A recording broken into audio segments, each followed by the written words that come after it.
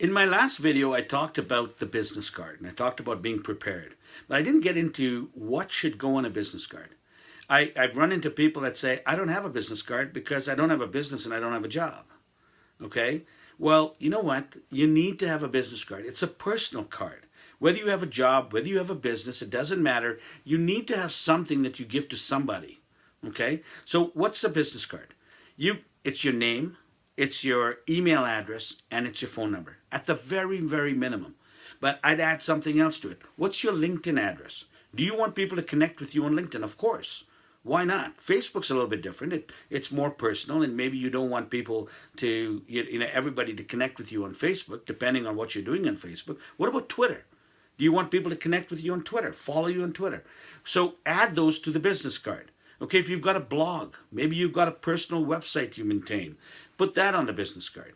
And go out and get a business card created. Get it done inexpensively, guys, because things change. You might add a business later, and you want to add it to the business card. If you've spent 50, 60, 70, $80 on a business card, you're not going to want to do that. So go out and get a business card. I used to recommend that people go to Vistaprint and get a business card done for free and just pay for the shipping. I don't know if they still do that. So whichever way it is that you can do it. What I don't recommend is you go to a office supply store and buy that really, really thin paper, that thin cardstock that you print on your own printer. If you've got just a regular, ordinary printer and not a laser printer, that's going to come out real crappy. So again, don't do that unless it's absolutely necessary, and even then I don't recommend it. Okay? So go get business cards done properly. Invest in your networking adventures. Okay? If you go to a store, a print store, you might pay $30 for it. I've seen places offer it for $19.99. You don't need color. Black and white's fine. People ask me, well, what about a picture on the card?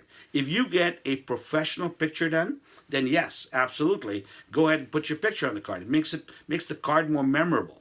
Okay, and you don't need to put anything on the back side of the card. Okay, in fact, it's a good idea if you have the backside blank that when you go to a networking event, I talked about this last time, where somebody doesn't have a card and they're not, they haven't given you their information. They're telling you, give me your card. I'll get back to you. They don't. Life happens. They don't get back to you. So you want to give them the card, turn the back of it, say, here, put your number on here. Put your email address on here. So you could do that as well.